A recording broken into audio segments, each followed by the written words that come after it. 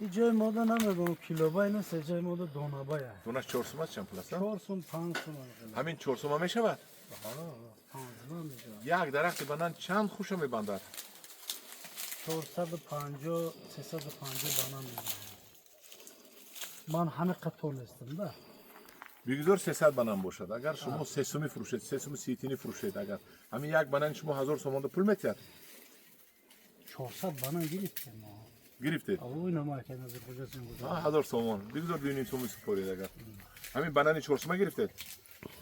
بله. 400 بله. شیرین شد رنگ همون بنانایی که میبرن میفروشن از خارج کشور رنگ اول با مزه شد. از اون دا بهتر. آیا من شما خوردید از بله. اون بهتر می. از اون بهتر. مزهش همون شکلی که من میدونم همین چند خوشا میبندد گفتید شما همین یک خوشه میبندم. همین یک خوشا میبندد. تمام. 40 کیلو 50 کیلو. آه. و این رو همین تیرمو از بخش میبرید و این رو میمونید نه این بچه‌ش رو. نه اینا حاصل گیره ما میبریم. ما میدونم حوصله که گرفتید تیرمو این رو میبرید و بعد حوصله رو گرفتن تیرمو نه همین حوصله که گرفتید میبرید الکی ها وای میبریم وای پسرش کلان شد فرزندش و دجوش موندگی من وقتی است. انا من بخنش بردگی چیکار میکنید مایده چاک وای مست نوبت دای وای. نوبت ده وای نوبت. انا وای مایده چو اینو مایده یعنی که این باز میبندد و وای هوی یک تا این رو بریده میپرتید وای میبندد در یک سال چند تا کلان شده میبندد 4 تا میتونه نه همین یک سال شما یک تا میبرید میبندد حسابش میگیرید باید دیگه میبرید میبندد میپزد 3 تا گرفتم چند حاصل میگی 3 تا گرفتم اونا چهارمش قریب گیله هری گلش تو زمستان پختن تا میرسد به فکر شما ماهای اینجا بیت گپ زنه فevral دادا فevral دا چی زیر پلونکه میست آدم خیلی کیلومترش میپوشونی پلونکه چه میپوشونه ماهی دکابر ده ها من همین حال قریب گیله اگه گل میکند هم موبایل گیله ای موبایل گل میکند موبایل یا اگه میفهمد که قریب گلای وای خودش معلوم برگ قریب میبرد برای قریب که برومد از اون بینش برگ نگاه کنید جاز بگیره اینجاش دوره همین سه تا کلون نشون داد همین سه تا کلون همین سال میبندد میبند یکم این گل میکنه دوم این همه دو تاش اسپید میکنه وای سهمش بهار دا میمونه بهار دا میمونه این دو تاش اسپید میکنه تو زمستون برندش میگیرید و میبرید نوبت اینو دا میرود نوبت وای قطعه نه اینو دا وای قطعه اینو میرود آفرین به شما انا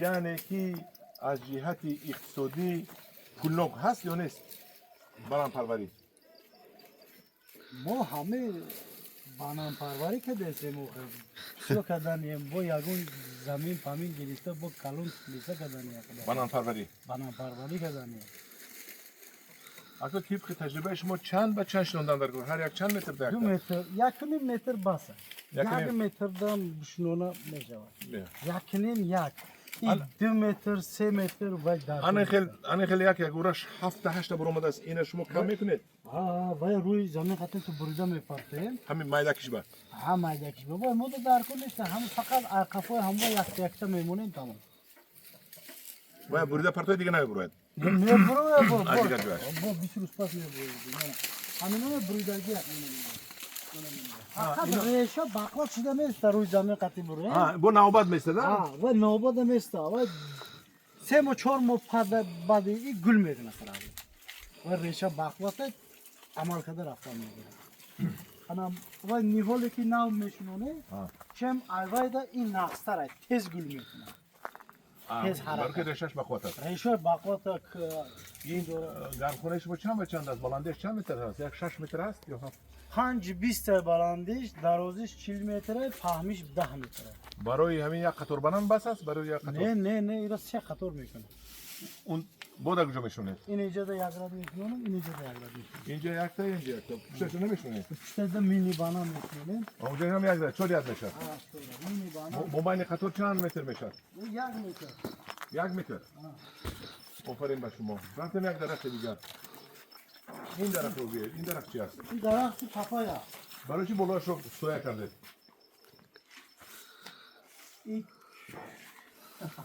اینجا نیحال کوریده بوده بلگا لیکن بالا این باید آفتاب باشد Afto boşa soya boşa fark نداره. این مخصوص اینجا سویا نکرده بولایی نه؟ نه ما اینجا برای بلگر نیهول کرده برای همون نیهول ها اینجا سویا کرده همون پاپای پختگی است؟ پختگی ها کنی هوا ممکن باشد اگر نیم کلا پختگی هست نیم کلو پختگی است نیم کلو پختگیش مزه نداره دولی نه مزه نداره این کی نظر کجا؟ پاپای او را نشون تی نیهولش نشان داده ما اینجا بیا این طرف بینیم sana yaktı شما بیاد که این را چه شما زیاد میکنید؟ کنی؟ anamı khel torfa mebandım torfi magazini ayku همون خیلی durun ama salafan katı mebandım تر میکنید tarkada mebandım kam şüpriz katı olduğu mesleğim آها و چی میشه؟ سه moda خدا خود ریشه میگیره نیهول میشه میگیره دستاتیل میشنونه این سراز گل میکنه منو سراز گل کردیس از ایرا سه مو چهار موش دست کده نمیسته اینا کاش نوندن در کرموی فورال مرد این فرق نداره موسم نداره توستون و زمستون گل کده میگیره او بولا نشون تید پاپای در فروش نیستن در مغازین بگمونا ندیدم نگم ممکن باشم یگو سوپرمارکت دا نباشه اینا مولی قیمت است حتما من یک تا میگیرم پرنی کنم میشنونم جوره جون مایلش ازم ریشه کرد مالا خبر کنید یک تا شما گیرم خریداری کنم اینا بینید پاپایا انا بولا شما تید نشان دادم همدیورون عزیز من این کوری دهقانای جیهون دهقانای جیهون مار کجا رو با شما نشون دادم من باید پاپای دیگه اینجا شنونده است از پاپای خودش گرفته اینجا باید دیگه شنونده است کدامی اگر خواهش داشته باشد مراجعت کند و همین معروف من تلفنش رو میمونم بنان رو من حرکت میکنم امسال از که بیارم برای فروش پاپای رو نمیدونم بنان رو حرکت میکنم بیارم استاد ما فکر میکنم این خوبه این به او میشوه باید من درباره آبتیش بعد این رفت معروف این خوبتر میشه این خوبتر میشه بله این نگاه کنه حاصل ای را بینه ای یا درخت میگه زیاد چیدن میگیره او نوکش دیدی گل کرده است فایدهش هم به نهایت خوبه نوکش نشون گل کرده است نزدیک بیار نوکش همدیرون عزیز من با شما نشون دادم بنان پروانی و پاپای پروری در ناحیه جیهون رو کدومی خوشمند است مراجعت کند با معروف تلفنش رو نمیدونم خیلی از من پرسید من تلفنش رو پرسیده گیرم معروف کجا من گفتم شما کجا رفته شما بسیار پاپای رفتید بیاد کنی شما یا برگوید که همین بنانا چند وقت آب میتید یک روز پس آب دادم میگیرم یک روز پس بنانا آب میتید ایش yapıyorsun. Ortala bayda ras ova دوست میداره بنان آب دوست میداره ova دوست میداره یا oylay kamış bile این زود کمی چایده امینه ها این هم بطلق زور دا به حد زور میشه اویله کمیشو است اولاد کمی چایده یا پاپای هم او رو دوست میداره دیگه پاپای هم نه پاپایا کم ova دوست میداره برای که ما اینجا تمام چی کردیم پاپایا را یک هفته دا دو بار یک هفته دو بار کنی این پاپای چه میخورن که آوردید منه این پاپایا را همه خیلی میبرد رنگ همدلک هو یک کورچه دیدم تنی وای این برافته کورچه تنی بنانده یادشه برید اکو بیننده جون جون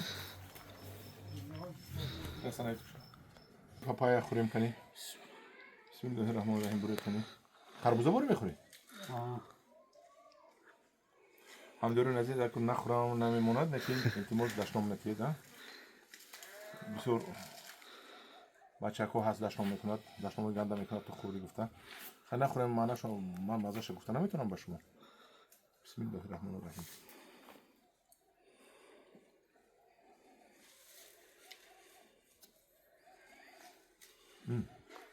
یک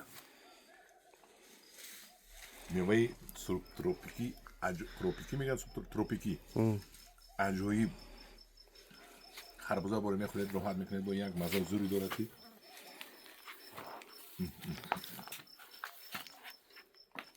از اونهاش هم میبرد ایدونش هم میبرویا میگه نه که ایدونش چی میشه میگه مقصد چی خیلی بگم شما این نیهولش آوردگی بوده نیهولش آوردیم نیهولش همداران عزیز بو میخوریم برای بیتو با مزه بده است.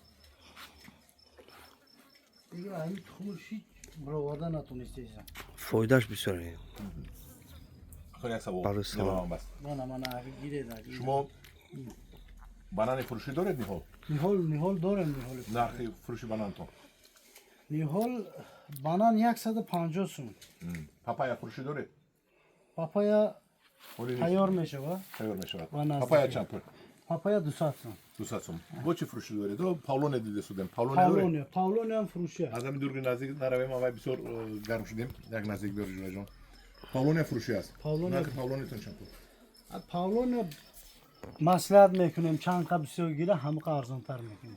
خیلی نمره رقم تلفنتون من بالای نوار میمونم جوره جون شما زنگ زنن نوار بنا پاولون یعنی پاپایا پاولونیا مصلحت کنید و فروش برورید من هم خدمت کردم میتونم که به خلق نامگری شما بوده رسونم خلق از مهنت شما برخوردار شود و یاد گیرد از کار شما بگمانم که این پاپایا یکی از قیمتترین میوه است در سوپرمارکت در بازار ممکن باشد در بازار مهربان قیمتترین است معروف جوره جان با شما یک جان تشکر برای مهنتاتون برای نویگرایی که در تاجیکستان میکنید بسیار کنید مهنت رو با جوانان نشون دهید با جوانان یاد دهید جوره جان یک جان تشکر به شما از نام اهل گروه انگور و باغ از نام کانال ما مدر خوجا کانال بیوگوموز جایهون خمسنگیر بله در یوتیوب ابونه شدید با گروه این کس با شما برای نوارگیرتون تشکر در پناه خدا باشید سلامت باشید